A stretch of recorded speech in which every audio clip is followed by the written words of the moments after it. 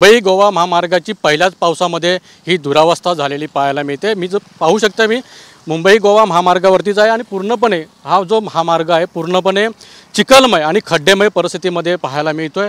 अनेक वाहन चालकांना यातूनच खड्ड्यातूनच मार्ग काढावा लागतो, चिखलातूनच मार्ग काढावा लागतो। पण मात्र गेले 15 वर्ष या मुंबई गोवा महामार्गाचं रत्नागिरीतलं काम सुरू आहे। जवळपास 4 ते 5% एवढ्या दरम्यानचं काम जे आहे ते सुरू राहिलेलं आहे।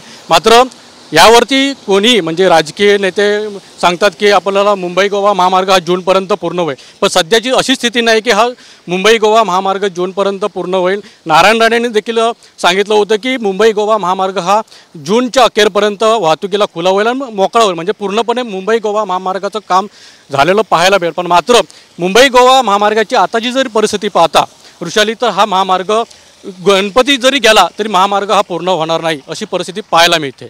अहो परिस्थिती म्हणजे इतकी वाईट परिस्थिती झालेली आहे, काय करावं आता, सरकार कोणतं निवडावं, कोणाला मतदान करावं ते कळण्याचं झालंय। आम्ही कोणत्या हिशोबाने मतदान करतो, कसे निवडून आणतो आम्हाला माहिती असतं, परंतु आता रस्ते इतके खतरनाक आहे, एकदम चाळणी झाली आहे। प्लस या कॉन्ट्रॅक्टरांनी रस्त्याला गाडी काही प्रॉब्लेम झाला कुठल्याही प्रकारची सपोर्ट सिस्टीम नाही आहे। त्यांचं असं म्हणणं आहे की तुमच्या गाडीला काय झालं तुम्हीच बघा, म्हणजे एकदम वाऱ्यावर सोडल्यासारखं ड्रायव्हरला लावलं आहे। तर आमची सरकारला एक जो विनंती आहे तुमच्या मार्फत TV9 मार्फत की बुवा लवकरात लवकर लक्ष घालून हा रस्ता क्लिअर करावा। राजकारणी लोक सांगतात की हा जूनपर्यंत महामार्ग सुशोभित असेल, पूर्ण होईल। बघा ना, जून तर चालू झाला, आता समजून घ्या तुम्ही, आता कुठे झाला, सेम पोझिशन आहे। दरवर्षी तेच सांगितलं आता की जूनपर्यंत होणार, मेपर्यंत होणार, पण काही नाही, जसेच तसे। तुम्ही एकदा बघा, परत दरवर्षीचा प्रॉब्लेम आहे सर।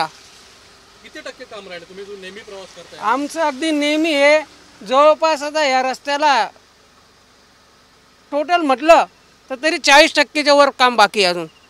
आणि प्लस काम तर काम जे कॉन्ट्रॅक्टर आहे त्यांच्यातर्फे आम्हाला कुठल्याही प्रकारची सुविधा नाही रस्त्यावर, की इन केस गाडीला काही झालं तर टोचन व्हॅन वगैरे काहीच नाही आहे।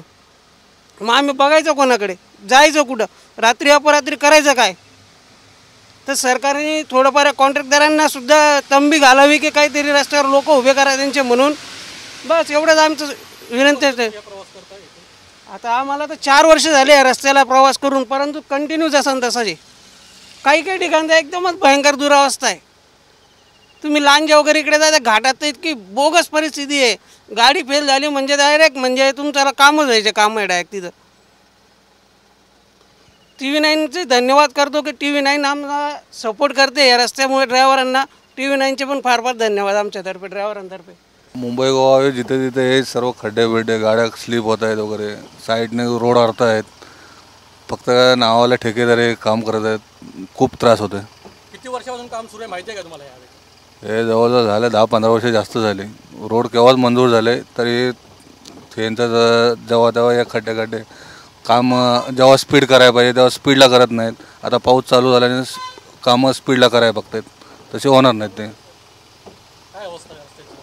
खूप त्रास होते, कमरेला घरी जाऊन झोप नाही लागत, त्यामुळे त्या खड्डेला खूप त्रास होतो। याचा आधीच खराब होती, आता पाऊस पडल्यामुळे अक्षरशः बेकार, म्हणजे छोट्या गाडी तर तुटतील अशी अवस्था आहे, मोठ्या गाड्यांची अवस्था खराब आहे, म्हणजे जवळजवळ दुप्पट वेळ लागतो आणि ॲक्सिडेंटचे खूप चान्सेस आहेत। मरेच खड्डे आहेत, मध्ये सोडून दिला आहे रस्ता आणि मध्येच माती येऊन रस्त्यावर राहिली, गाड्या घसरतात अक्षरशः, त्यामुळे त्रास। आणि पाऊसही भरपूर आहे आणि कुठेच काय काम चालू नाही, तसंच सोडून दिलेलं आहे। किती वर्षापासून काम चालू आहे माहिती आहे? हे 10 ते 12 वर्ष चाललं आहे काम। दरवर्षी सांगतात होईल या डिसेंबरला, या गणपतीला, तसंच चाललं आहे, लाल माती वाहते आणि आम्ही खड्ड्यातूनच जातो आहे। कॅमेरामन समित गजनेसह अनंत पाताडे, TV9 मराठी, रत्नागिरी।